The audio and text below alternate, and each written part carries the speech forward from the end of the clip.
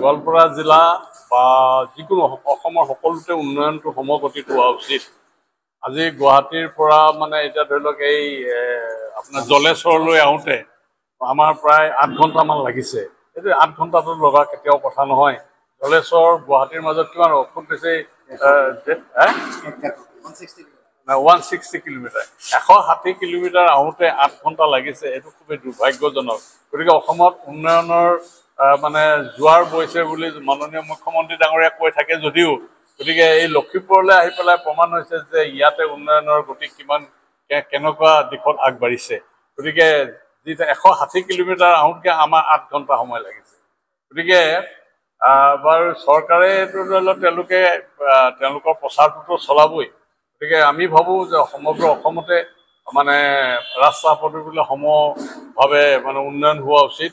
কিন্তু এটা কথা মই এইখিনিতে মাজতে কওঁ আপোনালোকক, মই মাজতে শিৱসাগৰ গৈছিলোঁ। শিৱসাগৰ জিলাৰ বাট পথবিলাকো একেবাৰে উন্নতি নহয়। মই ভাবোঁ যে গোৱালপাৰা আৰু শিৱসাগৰ প্ৰায় একেই।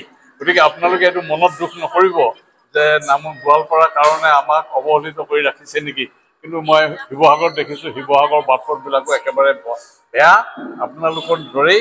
গতিকে শিৱসাগৰতো মানে উন্নতি কৰিবৰ কাৰণে মই আজি এই প্ৰচাৰ মাধ্যমৰ জৰিয়তে মানে অসম চৰকাৰৰ প্ৰতি অনুৰোধ জনাইছোঁ। নাই চব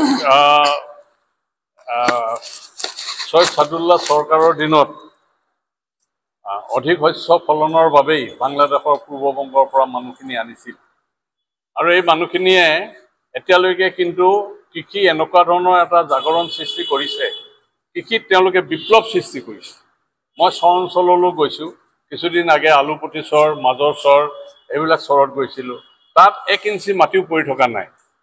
আজি ইয়ালৈ আহি আপোনালোকক যেতিয়া দেখিলোঁ, ধৰি লওক এই বাইদা অঞ্চল সেইফালেদি আহোঁতে দেখিছোঁ তাত মাটিবিলাকে মাটিবিলাক খেতি কৰিছে, কিন্তু তাত শাক পাচলি তেনেকৈ মানুহবিলাকে কৰা নাই। কিন্তু আপোনালোকৰ এই ধৰক লখিমপুৰ অঞ্চল পোৱাৰ পিছৰ পৰা দেখিছোঁ যে প্ৰতি ঘৰ মানুহৰ পদূলি মুখতেই চোতাল বুলিবলৈ নাই। চোতাল বুলিবলৈ নাই। কোনোবাই ধৰি লওক ভোল এজোপা লগাই থৈছে, কোনোবাই মানে ধৰি লওক ভোলৰ চাং এখন বনাই থৈ দিছে, কোনোবাই ধৰি লওক এই কি বোলে এইটো জিকাৰ চাং এখন বনাই থৈ দিছে, কোনোবাই মানে পটলৰ চাং এখন বনাই থৈ দিছে, পটল লাগি আছে। এই দেখি পেলাই সঁচাই ভাল লাগিছে। কিছুমানে ধৰি লওক আজিকালি ধৰি লওক এই ভাত কৰলা কিজান শেষ হ'ল চাগে, এতিয়া ভাত কলৰ ছিজনটো গৈছেগৈ। গতিকে এই ছিজনত ফলনবিলাক শাক পাচলিবিলাক আপোনালোকে ইমান সুন্দৰভাৱে কৰি আছে।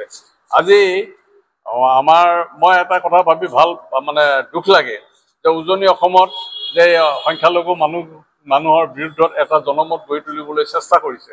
কিন্তু কথাটো হ'লগে কি, এই সংখ্যালঘু মানুহখিনিয়ে যদি মানে শাক পাচলি উৎপাদন কৰি পেলাই আমাক নোখোৱালেহেঁতেন, তেতিয়াহ'লে অকল আমি আলু দালি খাই থাকিবলগীয়া হ'লহেঁতেন। আলুখিনিও তেওঁলোকে উৎপাদন কৰে।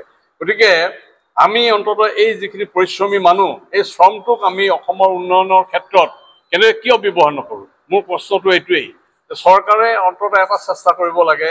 কাৰণ 71 চনৰ মাৰ্চ মাহটোৰ পূৰ্বে যিখিনি মানুহ আছে সেইখিনিক আমি গ্ৰহণ কৰিছোঁ, সেইখিনি মানুহে অসমত আছে।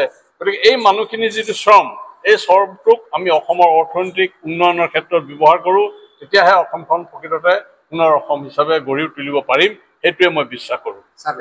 এটা কথা হ'লগে কি, সেইটো কথা মই বিশেষ ক'বলৈ নিবিচাৰোঁ, কিন্তু এটা কথা ঠিক, পাকিস্তানলৈতো ময়ো গৈছোঁ, মইতো বহুতবাৰ গৈছোঁ। যিকোনো মানুহ পাকিস্তানলৈ যাব পাৰে, গৌৰৱ গগৈ হওক যিয়ে হওক যাব পাৰে, মুখ্যমন্ত্ৰী হিমন্ত বিশ্ব শৰ্মাও যাব পাৰে। কোনো এখন দেশ ভ্ৰমণ কৰিবলৈ যোৱাটোতো মানে অন্যায় কেতিয়াও হ'ব নোৱাৰে।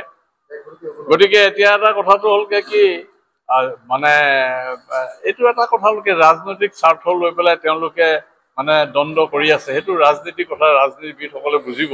এই ক্ষেত্ৰত মই বৰ বিশেষ এটা মতামত দিবলৈ বিচৰা নাই। সেইটো ৰাজনীতি আৰু আপোনালোকে সকলোৱে বুজিব, অসমৰ ৰাইজেও বুজিছে।